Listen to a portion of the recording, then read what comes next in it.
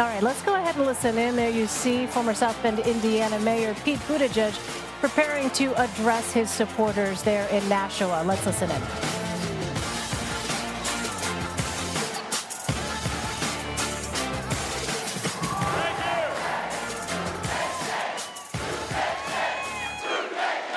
Thank you, New Hampshire. Thank you so much.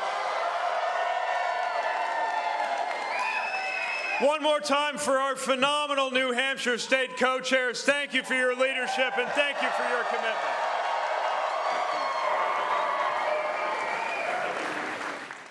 Thank you to our extraordinary national co-chair, Congresswoman Annie Kuster, who knows how to raise the roof and how to get out the vote.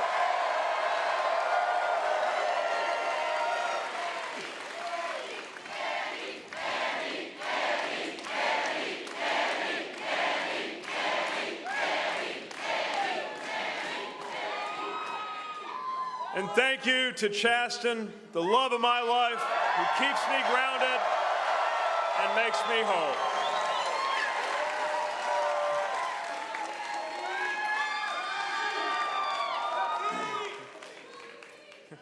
I want to congratulate my competitors and their supporters on their campaigns here in New Hampshire.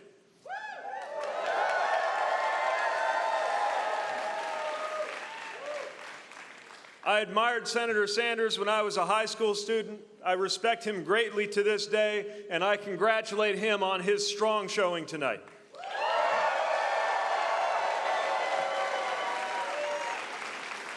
And I want to congratulate Senator Klobuchar, Senator Warren, Vice President Biden, and all of our Democratic candidates and supporters.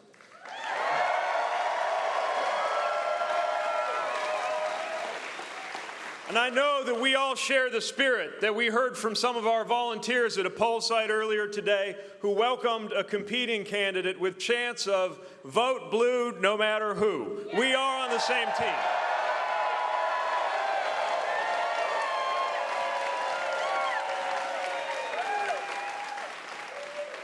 Now, over the past year, some 24 campaigns have crisscrossed this state, each laying claim to the ability to bring people together, turn out the vote, and move Americans toward a brighter future.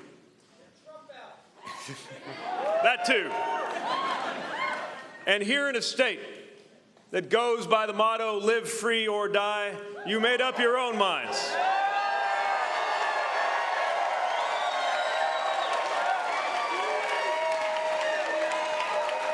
You asserted that famous independent streak. And thanks to you, a campaign that some said shouldn't be here at all has shown that we are here to stay.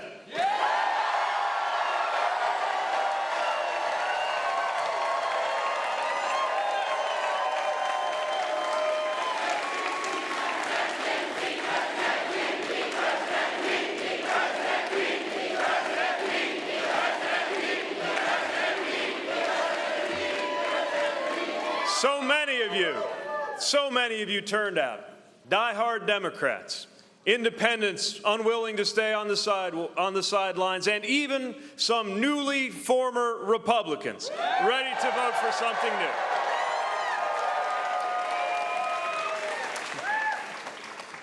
Ready to vote for a politics defined by how many we call in instead of by who we push out.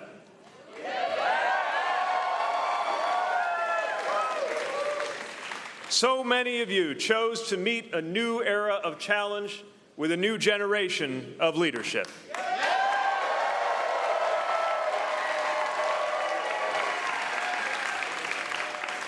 So many of you decided that a middle-class mayor and a veteran from the industrial Midwest was the right choice to take on this president, not in spite of that experience, but because of it.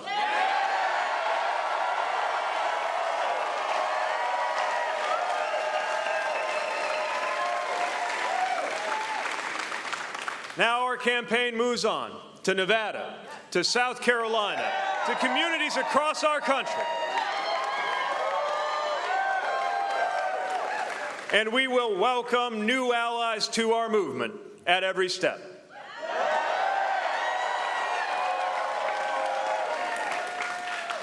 We'll go forward thanks to the work of our extraordinary team of staff and organizers and volunteers. I may be biased on this, but I'm also right. We have the finest team in politics today.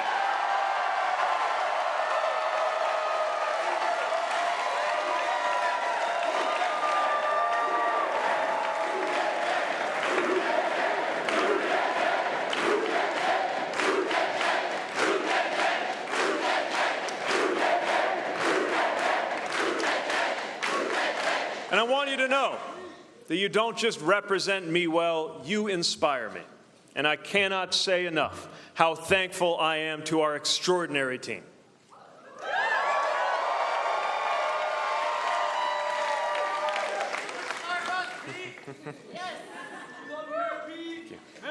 Thank you.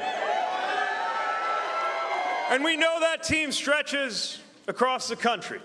We go forward fueled by hundreds of thousands of grassroots supporters, from the woman in Minnesota who donated in honor of the wife she lost to lung cancer, to the veteran from Connecticut who sent $19.68 in honor of the year that he served in Vietnam. This campaign belongs to them.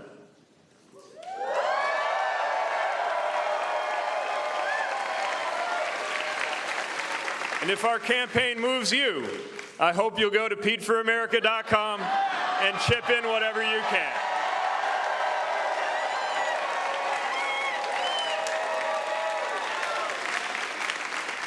And we go forward knowing that this is our chance, our only chance. Not just to end the era of Donald Trump, but to launch the era that we know must come next.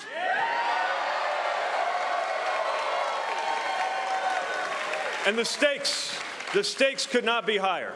We cannot afford to miss the mark or to miss this moment. We must get this right. With Americans living under an unaccountable president who will cut taxes for corporations and then cut Medicare, Medicaid, and Social Security for the rest of us, we must get this right.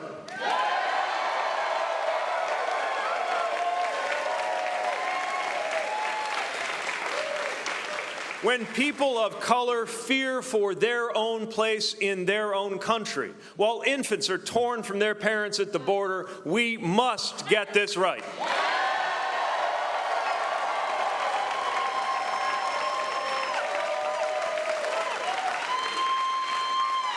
And when a commander-in-chief pardons war criminals and punishes war heroes while systematically demolishing the credibility of our country in the eyes of the world, we dare not risk 4 more years of this presidency. We must get this right.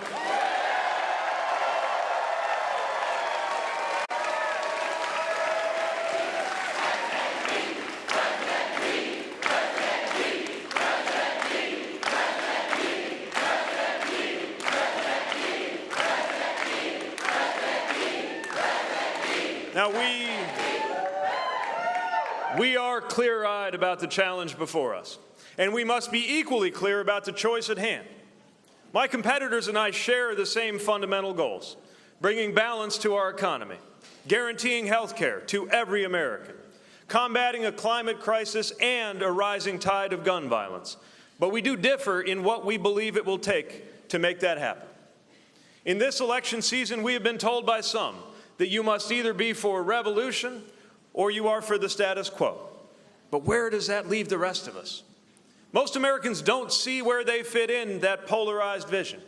And we can't defeat the most divisive president in modern American history by tearing down anybody who doesn't agree with us 100% of the time.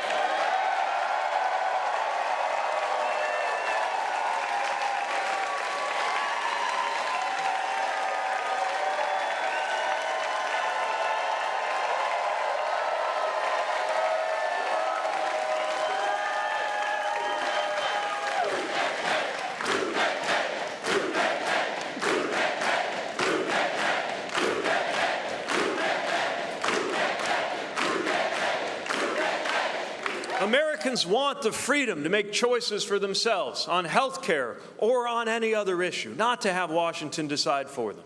And a politics of my way or the highway is a road to re-electing Donald Trump. Vulnerable Americans do not have the luxury of pursuing ideological purity over an inclusive victory. We know this.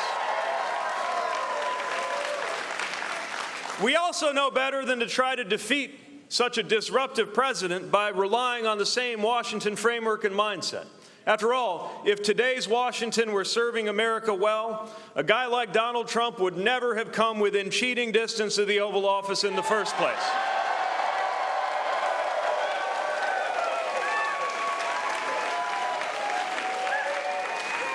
So to win and to govern, we need to bring new voices to our capital. We need to get Washington starting to work more like our best-run cities and towns rather than the other way around.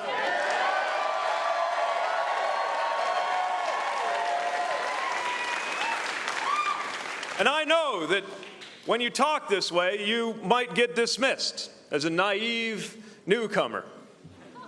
But a fresh outlook is what makes new beginnings possible. It is how we build a new majority.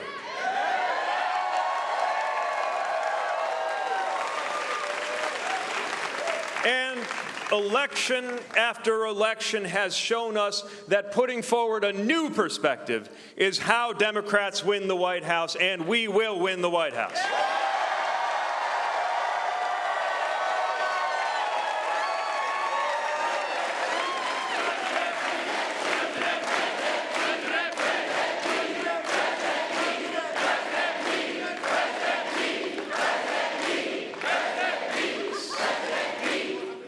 So as we take this campaign to the rest of the country, let's welcome that debate. Let's have that debate.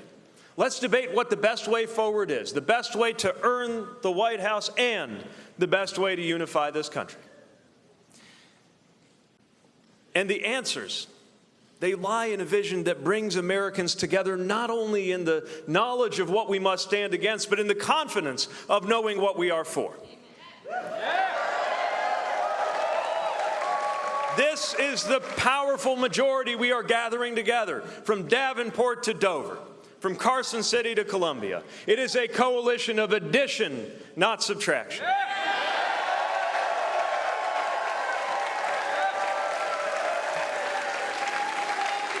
It is a movement reaching into church basements and barbershops, into universities and union halls, carrying the same values with us everywhere we go.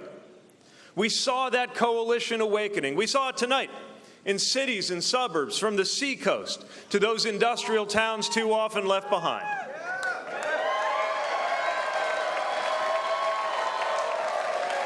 And together, we are building a future where there will be no such thing as an uninsured American or an unaffordable prescription.